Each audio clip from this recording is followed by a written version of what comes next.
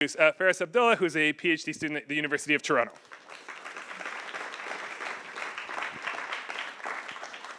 You're already mic'd up? Wonderful. Forward, back. Perfect. Thank you. Just making sure that everybody can hear me. Cool. Perfect. Okay. So thank you, Daniel, for that great introduction. As Daniel mentioned, my name is Feras. I'm a PhD student at the University of Toronto, and today I'll be talking about identifying competition areas, specifically across economic sectors, where there's some dynamics at play between emissions mitigation and carbon dioxide removal, CDR. Oh, sorry. Okay. So today's climate policy landscape is shaped by the need to reach net zero emissions by mid-century, as per the Paris Agreement climate targets. This entails reducing emissions as much as possible, what we call mitigation, and then using CDR to offset whatever remains. Mitigation strategies include shifting to renewables, electrification, increased efficiency, while CDR refers to technologies that remove CO2 from the atmosphere, like DAC and BECCS. However, there's growing concern that the availability of CDR could reduce the urgency to cut greenhouse gases right now, a phenomenon that's known as mitigation deterrence. Essentially, actors might rely on future carbon removal instead of pursuing more ambitious mitigation right now. The Paris temperature targets require both deep emissions cuts and CDR deployment for residuals. But there's still uncertainty over how much CDR will be needed, how quickly it can scale, and where it might displace mitigation. This study focuses on sectoral competition between CDR and mitigation. We define competition as the tendency of sectoral emissions to rise when more CDR becomes available. Added CDR can allow some sectors to emit more, while the overall balance remains at net zero. So, competition reflects which sectors decarbonize the least when CDR expands. Okay. So overall, this research project explores areas where mitigation gets displaced when CDR capacity increases, and we began by collecting Canadian emission scenario data from 4 models, which we will go over in more detail in the next slide. We classified these net zero scenarios into high CDR and low CDR subsets. So basically a high CDR pathway to net zero and a low CDR pathway to net zero. We then examined this competition in 5 steps. First, we identified which sectors, sorry about that, missed a click there. First, we identified which sectors showed the strongest competition between mitigation and CDR by evaluating how their emissions levels changes with increased CDR. Second, we quantified that competition. How much do emissions rise per additional megaton of DAC deployed? Third, we explored how delaying DAC rollout affects near-term mitigation. Fourth, we compared CDR and emissions trends across our 4 models. And finally, we expanded globally, assessing how this competition plays out in 18 other countries using CD-Links data to capture broader patterns in CDR mitigation dynamics. So, to analyze these dynamics, we compiled scenario data from 4 major sources. So the first one is Navius's GTEC IESD model, which is an energy economy model with 324 scenarios. It includes 10 sectors and varies key assumptions like solar, wind, and battery costs, oil price, and DAC availability. The second one is CD-Links from IESA, a global integrated assessment model database. We extracted 524 Canadian scenarios and over 5,000 international ones. These span diverse policy frameworks, socioeconomic pathways, and various CDR technologies. Third is Canada Energy Regulator's Energy Future 2023 report, which includes 3 scenarios and tracks emissions annually by sector all the way through 2050.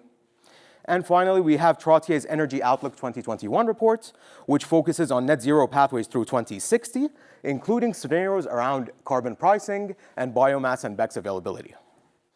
So these are optimization or equilibrium-based models that simulate how energy and economic systems evolve over time and under policy constraints. They solve for least cost pathways under constraints like a carbon budget or a long-term policy target like net zero or a carbon price. They forecast sectoral energy demands and emissions based on assumptions about costs, technology learning curves, and socioeconomic conditions. The model outputs that we make use of are emissions trajectories per sector and DAC deployment, or sorry, CDR deployment.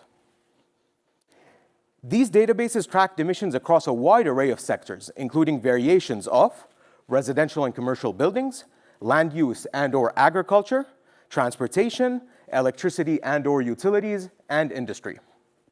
Navius tracked negative emissions primarily using DAC and some land use, while the rest looked at multiple modes of sequestration, including DAC, BECS, land use, and even enhanced weathering in a couple of cases. Together, these data sets provide emissions and CDR values across multiple timelines and policy contexts, allowing us to assess which sectors rely more on CDR when under different technological and economic assumptions. So, our first step was to identify how sectoral emissions respond to added CDR deployment, i.e., which sectors decarbonize the least when CDR capacity expands. To do this, we grouped scenarios by extremes of CDR deployment. So you have high versus low, or on versus off in the case of Navius, and then compared sectoral emissions between those extremes under the condition that all scenarios, whether high or low, still reach net zero. In the Navius model, we were able to directly compare 108 net zero scenarios with no DAC to 108 scenarios with DAC. The figure on the left shows box plots of 2050 sectoral emission differentials. That is, the difference between high and low CDR pathways for those 108 scenario pairs. As we can see, the increase in DAC sequestration on the bottom right is offset by increases in sectoral emissions, with the 4 sectors with the highest emissions rebound being depicted here: industry, light transport, mid-heavy transport, and oil and gas. The industrial sector exhibits the highest emissions increases, accompanying increased DAC deployment, followed by, on average, mid-heavy transport and oil and gas. In other data sets, CDR levels were influenced by exogenous variables like policy targets. So we inferred high versus low based on model outputs. For example, based on the Trottier data, and as depicted in the subplot on the right here, we compared sectoral emission differentials between 2 policy roadmaps, net zero by 2050 and net zero by 2045, an accelerated case. In this case, the results indicate that the energy production and electricity sectors compete most for CDR, likely because of the more stringent requirements of an accelerated energy transition, and the paramount role, of course, of energy in economy-wide decarbonization. These differentials form the foundation for quantifying sectoral competition in this step right here. So after identifying where competition exists, we move to quantify it. Specifically, we asked, how much do emissions in each sector increase per unit of added CDR? Using the Navius scenarios, and for each sector and year from the 4 depicted, the 4 most impacted, we basically normalized the emissions differences by the DAC difference to get a marginal emissions rebound, measured in megatons of CO2 equivalents emitted per megaton of added DAC capacity. The 4 shaded regions here represent potential ranges of emissions rebound for each sector. So, in 2050, the industrial sector showed the strongest competition. Emissions increased by between 0.27 and 0.28 megatons of CO2 equivalents per megaton of added DAC. Medium and heavy transport followed at about 0.7 to 0.19, while oil and gas ranged between 0.1 and 0.2. Other sectors showed lower or negligible responses. Light transport peaked at 0.14, but remained mostly under 0.1 in everything up to around 2047 or so. These results helped quantify the degree to which certain sectors shift the net zero burden onto CDR when it becomes available. Okay. Next, we explored how the timing of a CDR rollout is associated with changes in sectoral emissions levels. So the question was, if DAC was deployed later, by how much more do sectors mitigate in the meantime? Okay, so again, using Navius, we sorted scenarios by the year DAC first appears, either 2035 or 2040. This figure presents the percentage drop in emissions due to a delayed DAC rollout for each sector with time. We can see that delaying DAC is associated with stronger near-term mitigation, which makes sense, since we have to meet net zero anyway at the same time. Light transport here showed the biggest drop, emitting around 41% less in 2050 in scenarios where DAC rolls out in 2040 instead of 2035. Sectors like light transport already have low-carbon alternatives available, like EVs. And without DAC to fall back on, the model ramps up direct mitigation sooner. We also saw emissions reductions in oil and gas, medium and heavy transport, and industry. These sectors likely benefit from assumed CCS expansion or demand-side reductions. The takeaway is that as DAC is delayed, mitigation does accelerate, especially in the sectors with feasible alternatives. Okay. To test the consistency of our findings, we conducted an intermodal comparison across all 4 Canadian data sources, so Navius, CD-Link, CER, and Trottier. Each model uses different assumptions, time horizons, and policy inputs. So we first had to standardize emissions profiles across the models and harmonize sector definitions and convert all emissions to units of CO2 equivalents so that when we actually do end up comparing them, we'll be comparing apples to apples. This figure presents absolute sectoral emissions and DAC sequestration in 5-year intervals from 2030 to 2050. The results show large variability in both emissions and CDR deployment. Navius tends to assume higher DAC availability. You can see that in the very first slab, starting around 2040, while CD-Link, CER, and Trottier rely more on land use or BECCS. Multiple models exhibit negative sectoral emissions in some cases due to the adoption of sector-specific CCS. Despite these differences, most models agree that emissions do decline over time and that sectors like transportation and oil and gas consistently shrink. However, we also observed outliers like industry emissions increasing in some scenarios despite rising CDR, as you can see in the case of CD-Links in the middle slab. These differences reflect uncertainty in cost, technology, and policy assumptions, highlighting the impact of modeler judgment in these IAMs. And finally, we extended our analysis to include 18 other regions using CD-Links data. These include the US, EU, China, India, Brazil, Japan, and a few others. These countries were selected because they were the most data-rich and contained the highest number of model scenario combinations to allow more robust analysis. The figure on the left presents total sequestration by CDR mode via DAC, BECCS, and land use. The figure on the right tallies which sector competes most for CDR in each of the 19 regions we studied, and both account for only our universe of 19 regions. So BECCS dominates as the primary CDR method, making up about 2/3 of projected removals by the century's end. DAC grows steadily but remains second, while land use methods grow more slowly due to constraints like biodiversity and food security. In terms of competition, the building sector, including both residential and commercial buildings, ranked first in 8 of the 19 countries, meaning it reduced emissions the least as CDR expanded. It was followed by transportation in 6 of the countries, agriculture in 4, and industry in 1. This variation reflects national differences in infrastructure, economic structure, and technological readiness, and confirms that CDR mitigation dynamics are context-dependent. Okay. So to summarize some of the key takeaways, first, sectors facing moderate to high decarbonization costs or technological barriers to decarbonization tend to rely more on CDR when it's available. This is true for both Canada and across the globe. Second, delaying DAC rollout is associated with stronger near-term mitigation. We saw this mostly in oil and gas, light transport, and medium and heavy transport, all of which emitted less when DAC was postponed. Third, competition between mitigation and CDR is regionally variable. In Canada, it's industry and transport.